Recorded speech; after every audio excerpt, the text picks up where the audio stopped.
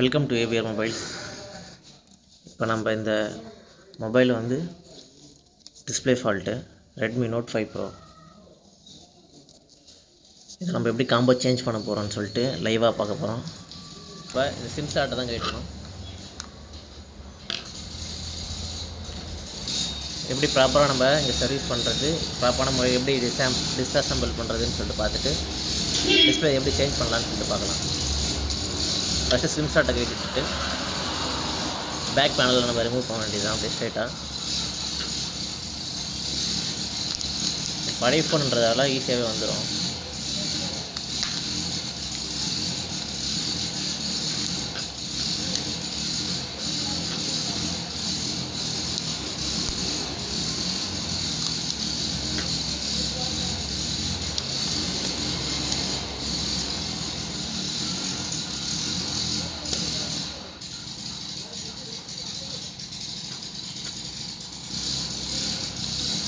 Back panel இப்போ remove பண்ணியாச்சு.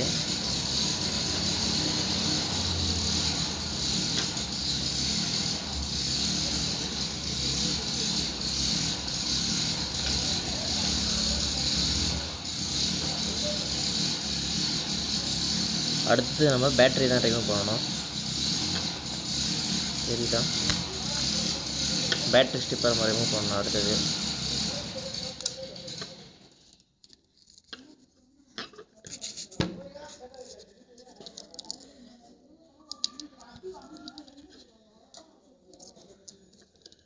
Remove பண்ணிட்டு டிஸ்பிளே ஸ்ட்ரிப் இருக்கும்.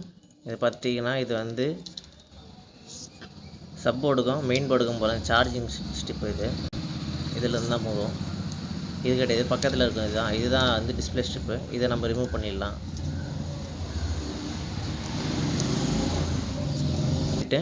நான் டிஸ்பிளே ஆல்ரெடி இது கைண்ட் தான் இருக்குது, அதனால் ஈஸியாகவே வந்துடும். டிஸ்பிளே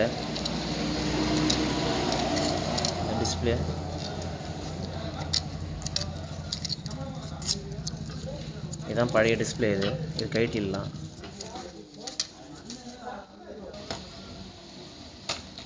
அதுக்கப்புறம் பார்த்தீங்கன்னா ஃப்ரேமில் இதெல்லாம் க்ரூலாம் இருக்கும். ஆல்ரெடி பழைய டிஸ்பிளே கம்மோட க்ளூலாம் இருக்கும். அதெல்லாம் நம்ம க்ளீன் பண்ணணும்.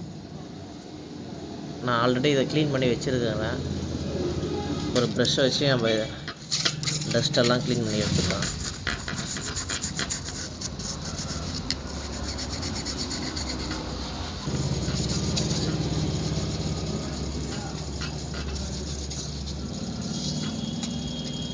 தென் நம்ம இந்த பேனல் இந்த ஃப்ரண்ட்டில் க்ளீன் பண்ணும்போது இந்த கேமரா லென்ஸ் நம்ம மறைச்சிட்டு தான் க்ளீன் பண்ணணும். ஏன்னா சின்ன டஸ்ட்டோ இந்த ப்ரஷ் லைட்டாக பட்டாலும்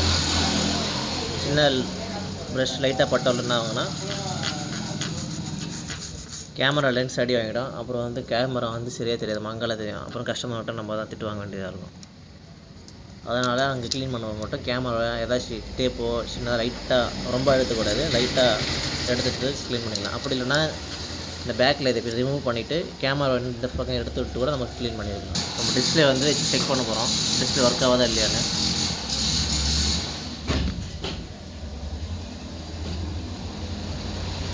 இதுதான் நம்ம காம்போ மாற்ற போகிற புது காம்போ. ஓகேங்களா, இதுதான் புது காம்போ. நல்ல குவாலிட்டியாகவே இருக்கும். ப்ளஸ் நம்ம இது முதல்ல ஒட்டுறதுக்கு முன்னாடி இங்கே ஸ்டிக்கர் ஒன்று இருக்கும். இந்த ஸ்டிக்கரை நம்ம பிரிக்கணும், பார்த்து பிரிக்கணும். ஸ்டிப்பு போயிடுச்சுன்னா நம்ம தான் வந்து தண்டம் கட்டணும்.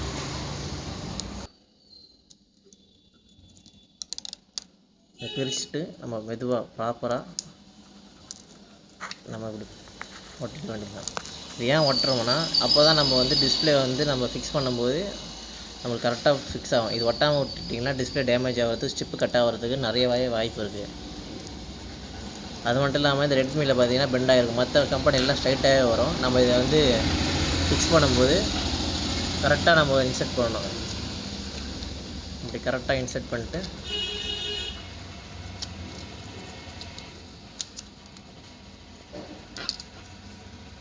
டிஸ்பிளே ஃபிக்ஸ் பண்ண வேண்டியது தான். டிஸ்பிளே ஃபிக்ஸ் பண்ணிவிட்டு ஸ்டிப்பை ஃபிக்ஸ் பண்ணிடலாம்.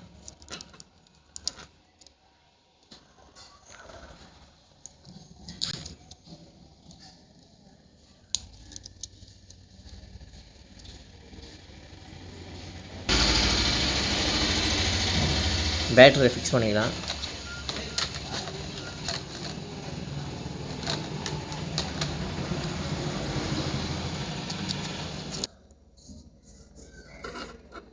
எல்லாம் ஒர்க் ஆகுதான்னு சொல்லிட்டு செக் பண்ணிக்கலாம் ஒரு வாட்டி. தென்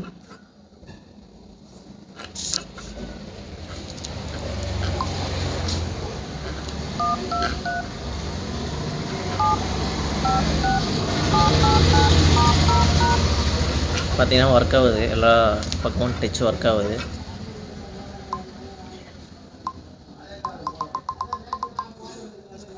கிளியர் பண்ணியாச்சு.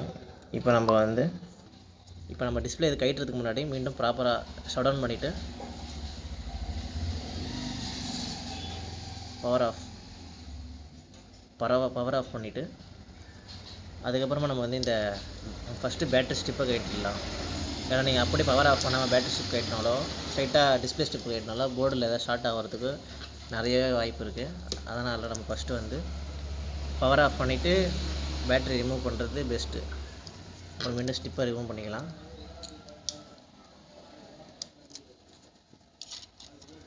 ஸ்டிப்பை பார்த்து ரிமூவ் பண்ணுங்கள்.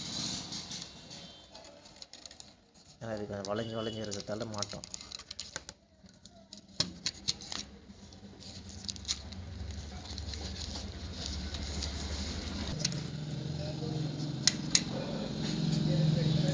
தென் இப்போ நம்ம இதில் க்ளூ அப்ளை பண்ணி டிஸ்பிளேக்கான க்ளூ அப்ளை பண்ணி ஃபிக்ஸ் பண்ணி ஒட்டிக்கலாம்.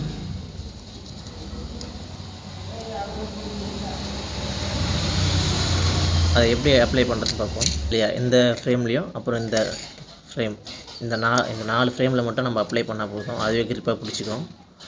வீடியோவில் காட்டுற மாதிரி டிஸ்பிளேலையோ ப்ளஸ் இந்த பேனல்லையோ நம்ம க்ளூ அப்ளை பண்ணக்கூடாது. ஏன்னா க்ளூ இதெல்லாம் அப்ளை பண்ண ப்ராப்பரான முறை கிடையாது. ப்ராப்பரான முறையில் நம்ம டிஸ்பிளே அப்ளை பண்ணிக்கலாம். ஸ்பீக்கர் கேமராலலாம் படாமல்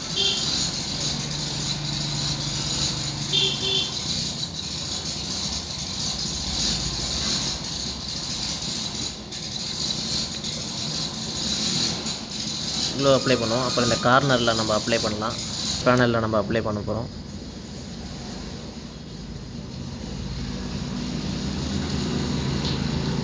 நம்ம க்ளூ ஃபுல்லாக அப்ளை பண்ணியாச்சு. பார்த்திங்கன்னா தெரியும், ஒன்லி அந்த ஃப்ரேமில் மட்டும் தான் அப்ளை பண்ணிக்கிறோம். அப்ளை பண்ணி முடிச்சுட்டு நம்ம டிஸ்பிளே எடுத்து அதில் ஃபிக்ஸ் பண்ணிக்கலாம். வைக்கணும் பரப்பரை உள்ள வச்சுட்டு நம்ம டிஸ்பிளேவை ஃபிக்ஸ் பண்ணிடலாம்.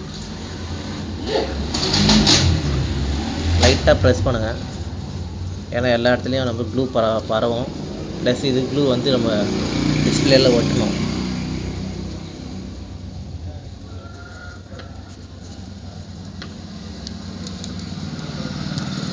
ஒட்டி முடிச்சுட்டு நம்ம ஸ்டிப்பை மாட்டிடலாம். இந்த அளவுக்கு நம்ம டிஸ்பிளே ஸ்ட்ராங்காக ஒட்டும். அதுக்குன்னு ரொம்ப க்ரிப்பாக போட்டாலும் டிஸ்பிளே அடி வாங்குறதுக்கு டேமேஜ் ஆகிறதுக்கு வாய்ப்பு இருக்குது.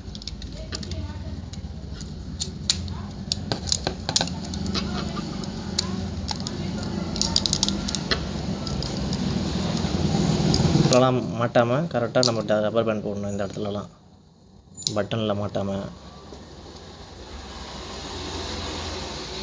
தென் மீண்டும் ஓகேங்களா. இது கஸ்டமர் ஆல்ரெடி எங்கேயோ சர்வீஸ் பண்ணியிருக்காங்க உங்களுக்கு. இல்லை வைப்ரேட்டர்லாம் காணோம். நான் இன்னும் இதை கீழே ஓப்பன் பண்ணலை. ஃபுல்லாக அங்கே நமக்கு டிஸ்பிளே ஒர்க் வந்ததால் அது டிஸ்பிளே மட்டும் முதல்ல மாற்றிட்டு அப்புறம் கஸ்டமர்கிட்ட கேட்டு மற்றதெல்லாம் நம்ம ஏன்னா கஸ்டமர்கிட்ட அப்ரூவ் வாங்கணும். அவங்ககிட்ட அப்ரூவ் இல்லாமல் அவங்களோட இன்னும் ஒரு ரப்பர் பேண்ட் மட்டும் போட்டுக்கலாம் மேலே.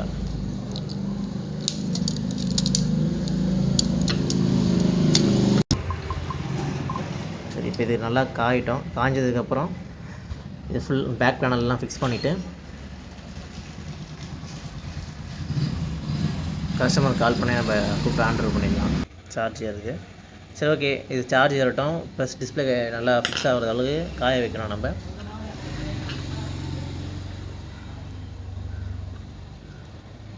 இப்போ அது நல்லா காயிட்டோம். ஓகே, அடுத்த வீடியோவில் பார்க்கலாம் ஃப்ரெண்ட்ஸ். கொஞ்சம் லைக் அண்ட் ஷேர் பண்ணி சப்போர்ட் பண்ணுங்கள். அதேமாதிரி ஏவிஆர் ஆகாஷ்னு சொல்லிட்டு நீங்கள் கூகுளில் சர்ச் பண்ணி என்னுடைய இன்ஸ்டாகிராம் ஐடி வரும், ப்ளஸ் அனதர் யூடியூப் ஐடியும் வரும். அதையும் சப்ஸ்கிரைப் பண்ணி வச்சுக்கோங்க, ஃபாலோ பண்ணி வச்சுக்கோங்க. Thank you very much.